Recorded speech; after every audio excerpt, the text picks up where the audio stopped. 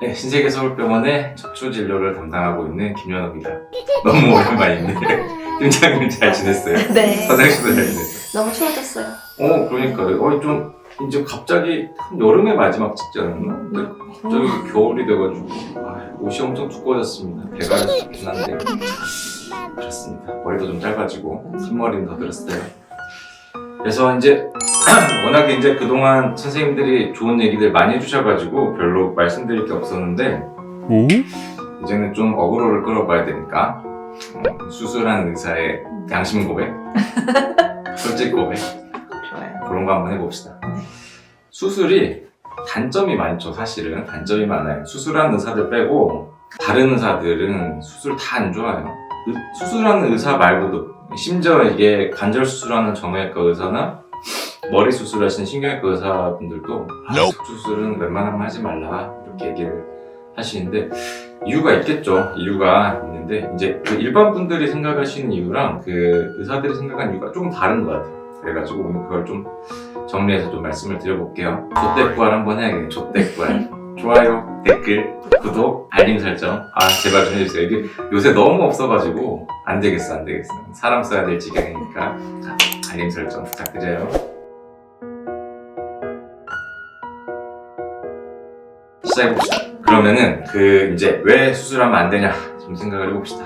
뭐 이유가 있겠죠. 이유가 있는데 이제 척추 수술에 한해서 특히 이제 허리 수술에 한해서 한번 좀 생각을 해볼게요. 허리 수술을 이제 요 단점을 소개하려고 하다 보니까 허리 수술을 크게 하면 3개로 나눠볼게요. 첫 번째는 디스크를 건드는 수술, 두 번째는 협착증을 없애는 감압술, 세 번째는 아예 망가진 마디를 통으로 만들어버리는 이제 핀을 박아서 통으로 만드는 유압술.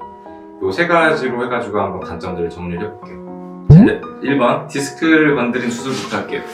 일단은 뭐 흔히 요즘도 핫하시죠. 뭐 척추의 신 정성문 교수님도 얘기하시지만 그러니까 디스크에 뭔가 인위적으로 가하는 게 디스크의 안 좋은 변화를 좀 촉진시키는 게 있거든요. 그러니까 자연 치유가 제일 좋고 그거를 뭐 시술이 됐건 수술이 됐건 디스크를 건드리게 되면 그거 자체만으로도 디스크의 강도 자체가 장기적으로 보면 떨어져요. 그래서 이제 당연히 너무 아프니까 또는 이게 간단한 치료로 해결이 안 되니까 이제 수술을 하겠죠. 수술을 해서 이제 디스크를 제거하면은 사실은 디스크를 타이어라고 비교하면은 타이어에 빵꾸가 빵 나는 것도 있고요. 문제는 이게 다 아무래도 이 타이어의 펑크난 부분은 다시 원래처럼 타이어 살처럼 되지가 않아요.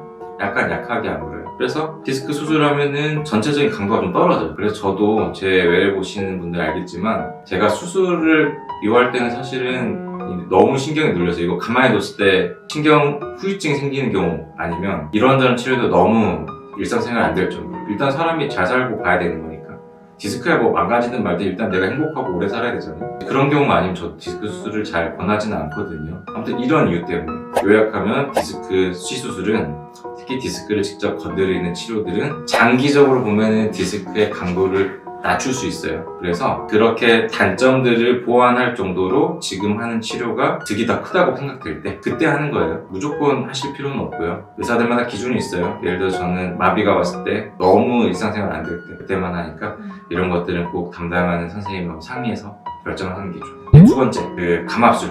협착증이 신경이 내려오는 길이 좁아지는 게 협착증이고 감압술은 그 좁아지게 만든 두꺼워진 인대, 자라난 뼈를 깎아서 길을 넓혀주는 수술을 뭐 감압술이라고 보통 얘기를 하고 뭐 이거 다른 얘기로 뭐 황색인대 제거술, 그 다음에 후궁절제술 이렇게 얘기를 해요. 그리고 그 방식이 이제 뭐 내시경도 있고 현미경도 있고 뭐 돋보기 보고 하기도 하고 그래요. 근데 잘 생각해보면 얘가 두꺼워지고 자라나긴 했어도 우리 몸이 갖고 있는 거잖아요. 이제 그거를 없애면은 그 마디를 잡아준 힘은 사실은 떨어지긴 떨어져요. 100점이다 들으면은 5점에서 10점 정도는 사실 약해지거든요. 수술이 그거를 만들긴 해요. 근데 물론 너무 신경을 눌려가지고 이 사람이 잘 못 걷고 못 걸어서 근육이 빠지고 살이 찌고 생활의 질이 떨어진다면 그거를 감수하고 수술하는 게 맞지만 수술 자체가 허리 주변을 약하게 만드는 건 있어요. 감압술이. 그걸 무조건 아셔야 돼요. 그렇다 보니까 수술하고 난 다음에 허리 통증은 더 심해지는 경우도 있고 그 허리를 강화시키는 운동을 하지 않으면은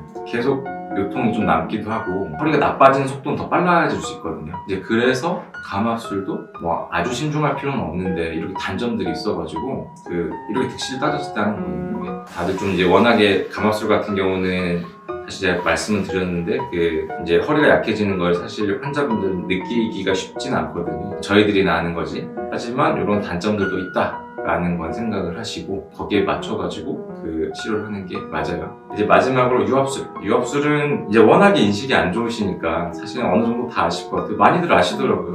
유압술 해야 되는 분도 막 너무 많이 퍼져서 그런지 하면 안 된다, 하면 큰일 난다, 막 이렇게 생각들 하시는데 이제 유압술은 조금 더 자세하게 이제 수술 중에 생기는 문제도 있고 수술 후에 장기적인 단점도 있거든요. 이걸 한번 좀 정리해보면 유압술은 어떻게 보면은 재건수술이에요. 재건수술.